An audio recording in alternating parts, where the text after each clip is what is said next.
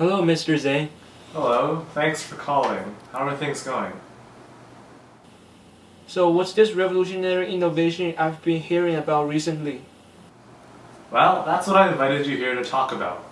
My team and I have developed a new technique using magnesiothermic reduction to turn standard glass containers into industrial-grade nanostructured silicon that demonstrates excellent lithiation capacity and charge retention, even after numerous charge cycles. What? To put it simply, we figured out a way to turn regular glass bottles into a species of silicon that's just as good as the kind we use in high-performance batteries today. Oh, I get it. Yeah, since our method is just as efficient and far less expensive than the methods used today, we hope you can make high-performance batteries much cheaper while also helping to protect the environment. Wow, that's amazing. This could really help with extremely large-scale consumer electronics, such as electric cars. You say the silicon made with your method is similar to the kind used in modern electric car batteries? That's correct. It's actually very similar. Our technique is the true innovation. So tell me about it. How does the technique work? Well, first we take the glass and crush it into tiny pieces. This part is really important, so we use machines to grind it down to micrometer-sized particles. Next, we dissolve it in isopropanol and vibrate it using sound waves, which spreads the particles out evenly and breaks them down even further so they're all about the same size. After that, we let the particles settle and collect those small enough to remain in solution.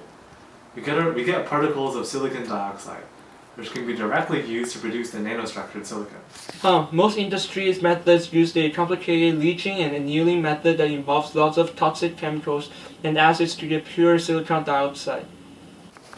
After that, we mix it with sodium chloride and grind it even more to ensure the two are mixed evenly. The sodium chloride is there to absorb heat during later reactions and prevent the silicon from melting and thus losing its atomic structure. You mean we don't have to run this process at 900 degrees Celsius like we do now? Yep, next we dissolve it in water and vibrate it again. After that, we mix it with some magnesium and leave it in an argon-filled reactor for a couple of hours. Once that's done, we wash it with distilled water, hydrochloric acid, hydrofluoric acid, and ethanol to get rid of the excess sodium chloride, magnesium, and unreacted silicon dioxide. The final result is a white powder that is ready to be used for production.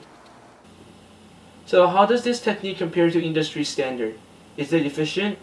Is the silicon industry great?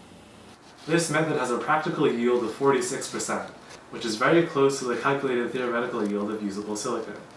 The silicon we get using this technique was about 99.5% pure and performs exactly as expected in test batteries.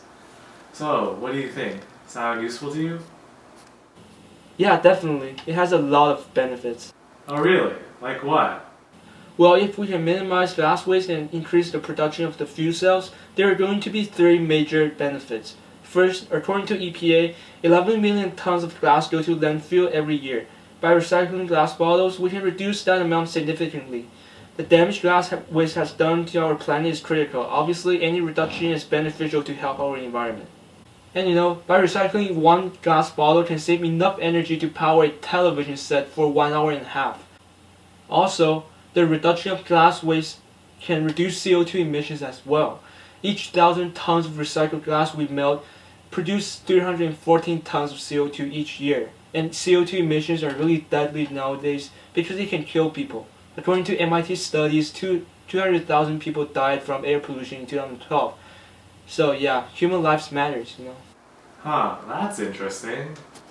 Not only that, this could significantly help newer industries like electric cars, large-scale drones, and other things that need a battery capable of storing lots of energy and discharging it very quickly. For instance, more than 30 million Americans are likely to buy electric vehicles as their next car.